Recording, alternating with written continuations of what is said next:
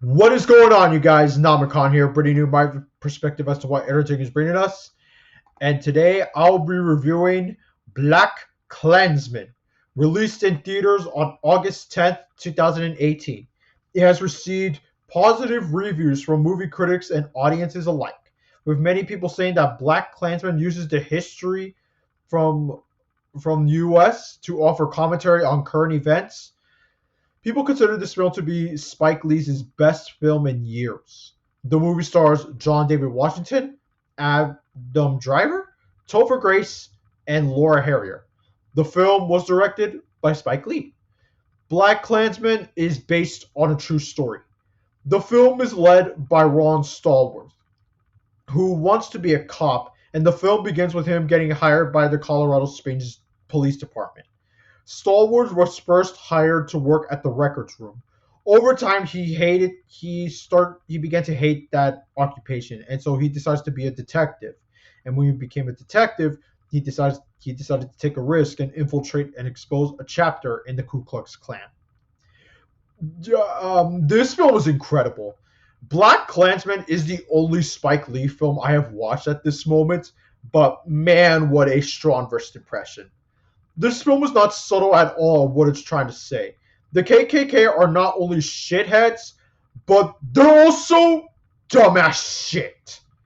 The movie is hilarious as well. The racist jokes in this movie are downright great. They got me laughing at some points.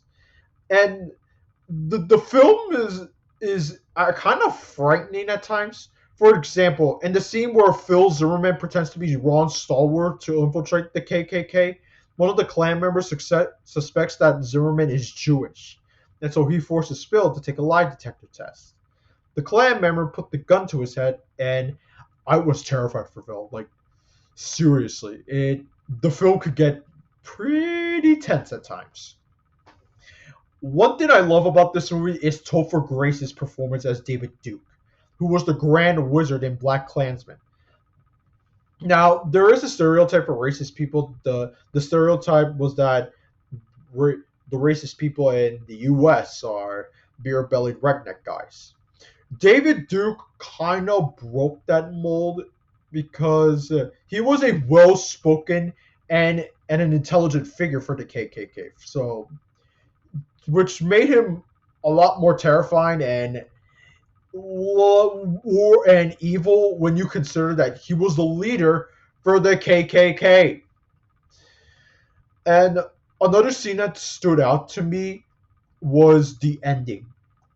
Like, like the ending got me so caught off guard. But like, yeah, I'll talk about the ending in a little bit. So I want to talk about David Dukes in the movie for a moment. Topher Grace's performance, like that, his performance should have won it. That is literally his performance should have won an Oscar, like for like probably best supporting actor. Like Topher Grace's performance as David Duke is fantastic, like actually.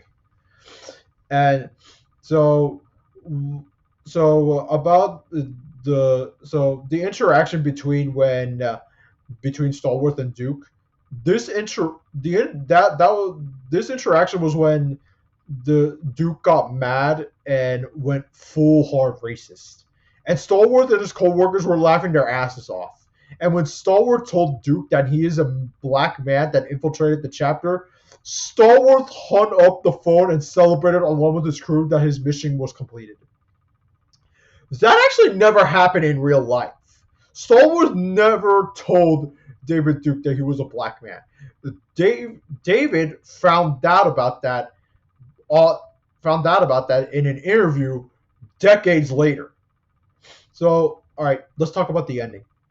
It uses clips from the Charlottesville rally that happened in 2017. This film came out in 2018. So this event was still fresh in people's minds. And with the story Spike Lee was making, he had the perfect opportunity to use those clips from the protest and the aftermath of it. He uses clips from Trump, from Duke, and the scenes where a white supremacist used his car to run over people.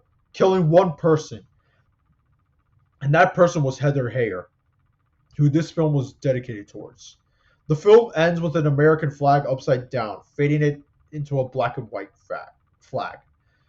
The message is that racism is still around, and the fight for equality is still ongoing, even to this very day. The one thing that made this scene more riveting was the score done by Terrence Blanchard, who frequently collaborates with Spike Lee.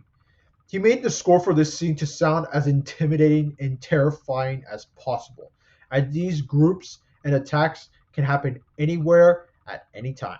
Blanchard did an incredible job setting the tone for this incredible scene, which is crazy because this film is this was marketed as a black comedy film. Like for a black comedy film to have this ending is kind of nuts. But I have to applaud Spike Lee for taking this risk. Yeah, the overall Blackkklansman is a fantastic film that should be seen by everyone. The the yes, black comedy films aren't for everyone, and this film is not subtle on what it's trying to say, which for me I do appreciate. But like I said, it's not for. But like I said, black comedy films is not for everyone. If but this is a film that I do recommend for anyone to see. And this is a film that should have won Best Picture, honestly. Like, I'm still salty over that. Either that or Vice, I would have been fine with during the I think 2018 or 2019 Oscar awards. But yeah, I think Blackkklansman deserved it more in my eyes. I saw that event live when Green Book won Best Picture. That was a super controversial decision. Still is, honestly. I have not seen Green Book, so I will not say if it deserved to win. But hey, could be worse. Bohemian Rhapsody could have won it. Just saying, it did won Best Editing, and Rami Malek did won Best Actor, the Best Actor award. So, just saying, could have won it. Could have been worse. But, anyways, Blackkklansman to me gets an A. And for those that have seen Blackkklansman, did you like it? Did you hate it? Let me know in the comments down below. Make sure to subscribe to my channel if you haven't, and you can also follow me on Instagram, Backlogged, and Letterboxd down in the description down below. You can also join my Discord server if you want to.